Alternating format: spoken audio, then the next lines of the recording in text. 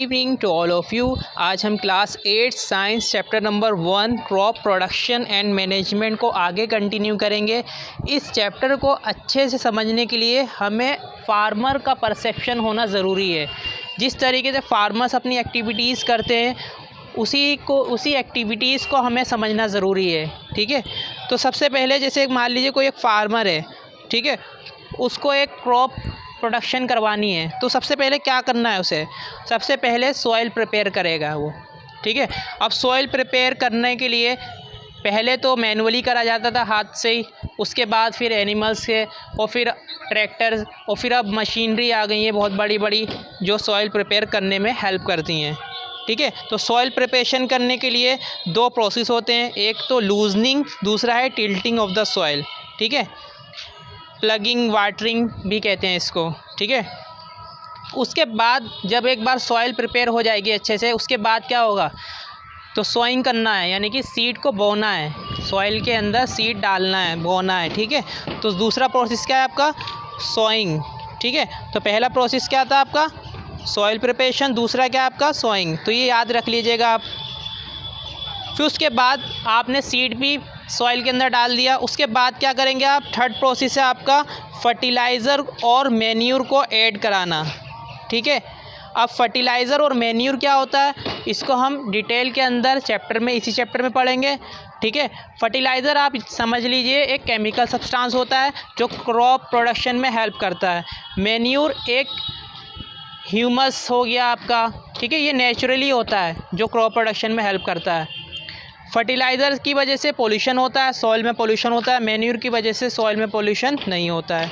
ठीक है, fourth process है फर्टिलाइज़र और मैन्यूर करने के बाद इरिगेशन। इरिगेशन का मतलब होता है सिंचाई करना, यानी कि जो आपने क्रॉप है जो आपकी, उसको पानी देना, सिंचाई करना। ठीक है, वाटरिंग करना, इसे वाटरिंग भी कहते हैं। तो supply of water to crop at appropriate interval. Appropriate interval का मतलब ये है कि ऐसा नहीं है कि आज आपने सारा पानी डाल दिया और पता चला एक हफ्ते तक आप भूल गए, ऐसा नहीं करना है। आज भी, कल भी, परसों भी रेगुलर इंटरवल में आपको वाटरिंग करना है, यानी कि इरिगेशन करना है। ठीक है, इरिगेशन करने के बाद जो प्रोसेस आता है उसे हम कहते हैं प्रोटेक्शन फ्रॉम वीड्स।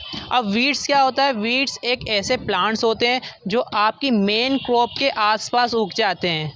ठीक है, तो इनसे नुकसान क्या होता है, नुकसान ये होता है जैसे मान लीजिए जो आपने मैन्यूर डाला और जो आपने मान लीजिए बहुत सारे न्यूट्रिएंट्स डाले आपने क्रॉप के लिए, तो वो आपकी मेन क्रॉप की पहुंचने के बजाय कहाँ पहुंच जाता है, वो वीड्स के पास। तो इससे क्या होता है, आपकी जो मेन क्रॉप है वो उग नहीं पाती सही से। ठीक है, ग्रो नहीं हो पाती।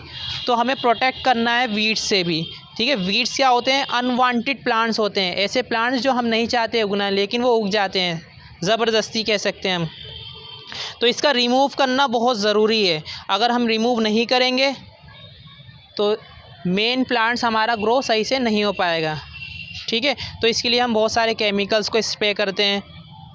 उसके बाद जो प्रोसेस आता है आपका वो है हार्वेस्टिंग। ठीक है, हार्वेस्टिंग का मतलब होता है कटिंग। तो ये आपका 6 प्रोसेस हो गया।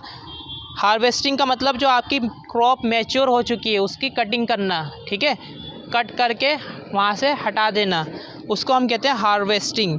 और फिर हार्वेस्ट करने के बाद जो आपकी क्रॉप है उसको क्या करना पड़ेगा, हमें स्टोर करना पड़ेगा। तो 7 प्रोसेस क्या होता है आपका, स्टोरेज। ठीक है, तो लॉन्गर पीरियड के लिए बहुत सारी क्रॉप्स होती हैं। ठीक है, उसको हम लॉन्गर पीरियड के लिए स्टोर करना ज़रूरी होता है, तो उसे हम कहते हैं स्टोरेज। ठीक है, स्टोरेज के अंदर हमें सेफ़ रखना है, किससे, मॉइस्चर से, इंसेक्ट से, रेट से। तो इस तरीके से हम अरेंजमेंट करते हैं ताकि ये सारी चीज़ें इसमें सही से रहें, क्रॉप हमारी नुकसान ना हो। तो ये 7 प्रोसेस हैं। सबसे पहला है आपका सॉइल प्रिपरेशन, उसके बाद सोइंग, उसके बाद adding manure and fertiliser, then irrigation, then protection from weeds, then harvesting and the last process is storage. Thank you so much.